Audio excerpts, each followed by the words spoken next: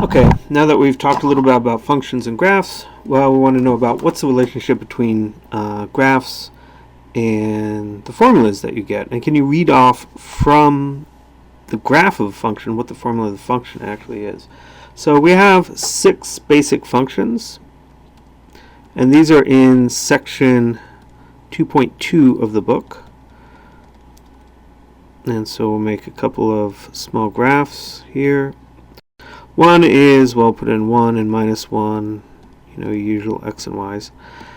X-axis, which is our domain, y-axis, which is our range. Y equals x squared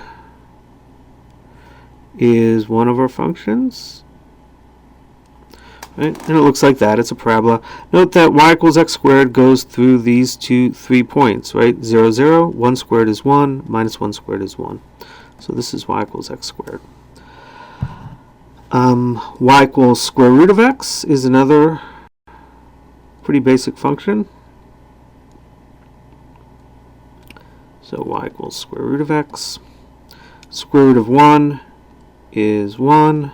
Square root of 1, 2, 3, this is 4 out here, and that's 2, right? So it doesn't get too big too fast. Square root of 0 is 0. And it looks like that. It's a parabola on its side, the top half of a parabola on its side.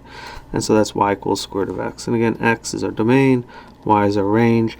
Note that any x out here, vertical line through that x, doesn't hit the graph anywhere. So those x's are not in the domain of y equals square root of x, because the graph ends right there. Horizontal lines here tells you that there's no negative numbers that are square roots of numbers either. So negative numbers are not in the range. And we have one that we don't use very much, but it's useful to note. Y equals x cubed. Looks like that.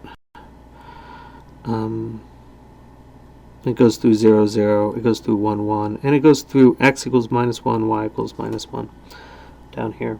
And note that square root, let me point this out here, square root goes through 0, 0 at the bottom, and then it goes through the point 1, 1.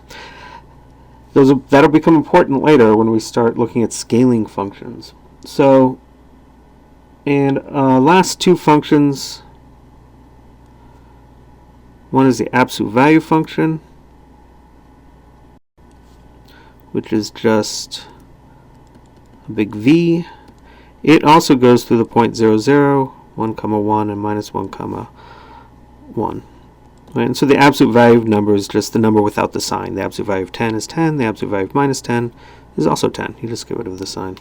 And the last function, that's one of the sort of standard functions, is y equals cube root of x.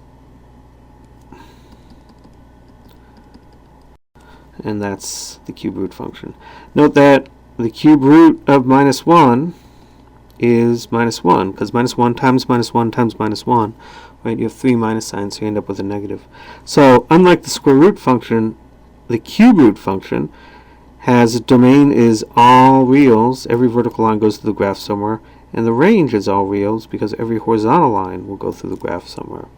So even roots like square root of x or fourth root of x are only in the first quadrant. Odd roots like x to the 1/3, x to the 1/5, x to the 1/7, those are in the first quadrant, but also in the third quadrant. And also from chapter 1, right? Basic functions are lines. Okay, so those are basic functions. How do you move functions around? Well, there's a couple different ways to do this. Left and right, up and down, and scaling, and flipping, so really 4. So 1, how do you move functions up and down? Add, subtract, outside. Well, that's not going to make sense right now. But you add and subtract a number, and we'll see what I meant by outside in a second. So y equals x squared plus 3, for example, like we saw in the previous thing. What does it look like? Well, we know y equals x squared. goes through these 3 points, here, here, and here, and it opens up like that, and so you get a parabola here. Right? That's what y equals x squared is. If we want to add 3 to it, what that means is we just push everything up 3 units. So this 0, 0 goes to 0, 3, 1, 1 goes to 1, 4, well, 1, 1 goes to 1, 4, minus 1, 1 goes to minus 1, 4. We're adding 3 to all the y values, and so we end up with a function that looks like that. So it's y equals x squared is the shape, but it's 3 units up.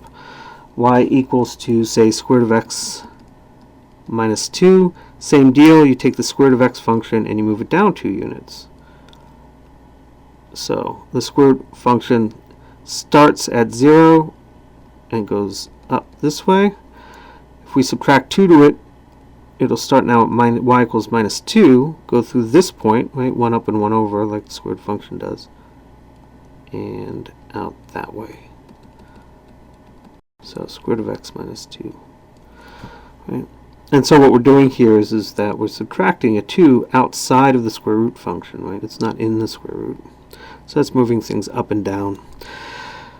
Let's see, that was 1, 2, left and right. Well, moving left is actually subtracting. Moving right is, moving left is adding. Moving right is subtracting inside the function. And I'll do a separate video on why this works the way it does, because it's kind of counterintuitive. You'd think that if you added a number inside the function, you'd move to the right instead of to the left, but it doesn't work that way, for some very good reasons too. So what does y equals x minus 2 squared look like? Well, it's a squared function, so it's a quadratic. It should look like a parabola. X minus 2, if we're subtracting a number, that means we move 2 units to the right. So our parabola starts out. What's the basic parabola? Goes through those 3 points. So the basic parabola looks like that. And now if we set x equal to 2, for example, then you get y equal to 0. So we're actually 2 units over, and we go up 1 unit on either side. Those are the sort of 3 points that define my parabola. And we have this. So minus 2 means 2 units to the right. If we look at y equals absolute value x plus 3, we're adding a 3 inside of the absolute value signs, right? So inside the function, and adding it means that we'll move it to the left 3 units. So again, absolute value goes through these 3 points. This is what our basic absolute value function looks like. If we add 3 inside the absolute values, well, if you start at x equals minus 3, then what do you get? Y equals 0. And so our vertex of our absolute function is down here. And then we just keep the shape. So left and right is inside the function. Subtracting inside the function means you move to the right. Adding inside the function means you move to the left. So, and the third thing we want to do is scaling. So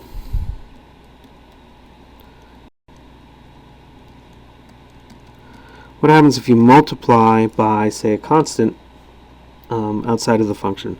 So y equals 2x squared. What does that look like? Well, we'll start with drawing our basic parabola. Goes through these points, and if it was 2, it would go through 1, 2, 3, 4 up here. So there's a basic parabola.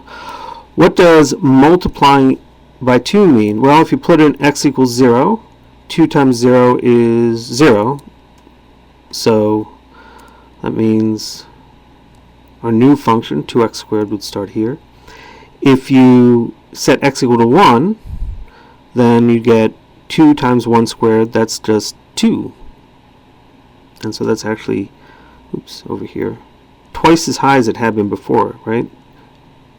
1 squared is 1, but 2 times 1 squared is 2. Same thing if you plug in minus 1. Minus 1 squared is 1 times 2. The effect of the 2 is to make it twice as far away from the x-axis as it had been. And so if we plugged in 2 for x, what would you get? You get 4. 2 times 4 is 8. So it would actually be, if x is 2, 1, 2, 3, 4. And then 1, 2, 3, we'd be up here somewhere. So what does our parabola do? Well, there's a lot of different ways to argue about this, but it gets stretched away from the x-axis, right? All the distance away from the x-axis are doubled, right? So this point is 1 unit away from the x-axis, so it becomes 2 units. This is 1 unit away, so it becomes 2 units. This is 4 units away from the x-axis, so if you multiply by 2, that'll make it 8 units away from the x-axis. It has the effect, some people say, of squishing the graph, multiplying by 2 there. Let's tidy that up a little bit if we can. There's a lot of little marks there. So 2x squared. Okay. And that's why these 3 points are really useful, right? 1 unit to the right and 1 unit up is the standard x squared. 1 unit to the right and 2 units up, that's 2x squared. Now, what does multiplying by a negative number do? Y equals minus x squared. That flips the graph over the x-axis. Right? And so if we have y equals x cubed, right, it goes through these 3 points, and it looks like that. That's my y equals x cubed. This is my x-axis, my y-axis. Flipping it over the x-axis means just take this part, and it comes down here. So I should have made this a dotted line, but we'll make this one a dotted line. Right, so take this and flip it down that way. Take this side, flip it up to the other side of the x-axis. Right, so this is y equals minus x cubed. Right, take this and flip it down, take the part below the axis and flip it up. And that's what multiplying by a negative does. So what does multiplying by, say, minus 1/2 times absolute x do? Well, that means flip it because of a minus sign and rescale it by 1/2. So, what does our standard absolute values graph look like? It goes through 0, 0, 1, 1, and minus 1, 1, and we'll remember to dot this one. So this is the original y equals absolute value of x. Minus 1/2 means flip it over the x-axis and shrink everything by 1/2. So instead of going over 1 and up 1, we want to go over 1 and down 1/2. Instead of going over 1 and up 1, we want to go over 1 and down 1/2. And then we can fill in our graph. So there's y equals minus 1/2 of x. So this number rescales it. It's usually easiest to see the rescaling in, you go over 1 and up 1, go over 1 and down 1/2. The minus flips it. Okay, so putting it all together, there's 2 sorts of problems. If y equals minus 2 times absolute value of x plus 3 minus 1, graph it. So what does that mean? Well, we start inside, step 1. The plus 3 means that you move the graph left 3. The minus 2, that's step 2. Flip, because of the minus sign, scale by 2. You just push everything 2 units by 2 away from the x-axis. And the last thing is the number that's outside of everything. The minus 1 means down 1 unit. And finally, well, note, it's an absolute value function, so you have to remember what the absolute value function looks like. It's a v. So what does all this mean then? If we start with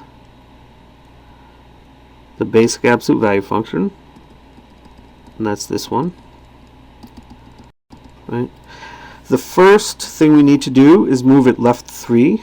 So if we move it left 3, we'll start here, and there's the effect of moving it left 3. And then we need to flip it. So if we flip it, that means it comes down here, and we can get rid of that one. And then we need to scale it by 2. Oh, let me draw a better flipped one. There we go. Scaling it by 2 means that instead of being left 1 and down 1 and left 1 and down 1, we want to be left 1 and down 2, left 1, right 1 and down 2. So there's it moved to the left, flipped, and rescaled by 2. And then we want to move it down 1 unit. And so down 1 unit would mean that it should be there.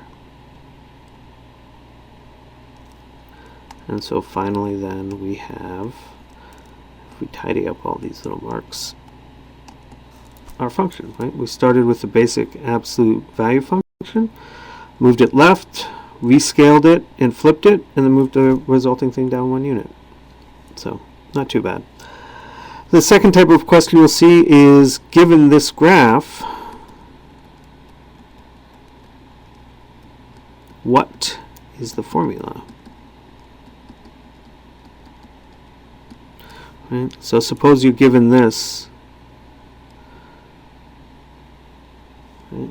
We start at 1, 1, and let's try and make this a little bit of better x-axis. I should probably do these things with a ruler. And then it goes through 3, and it comes down like that. So here's a graph, right? This part.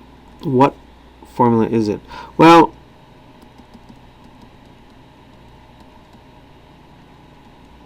it looks like it's a square root function, right?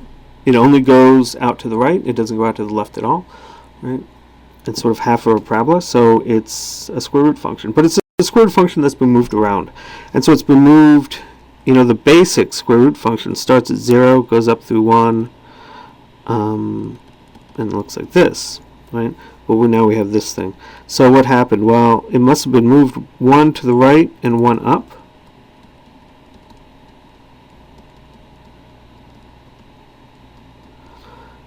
It's been flipped because the square root function should go up to the right, and this one goes down to the right. That means I multiply by a minus sign sometime.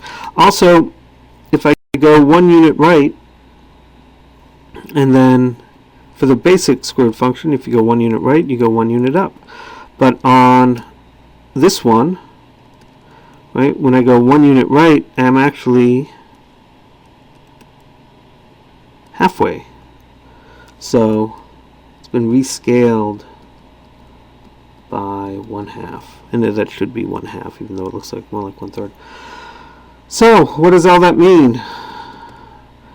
Moved right means that we subtracted a 1 inside the square root.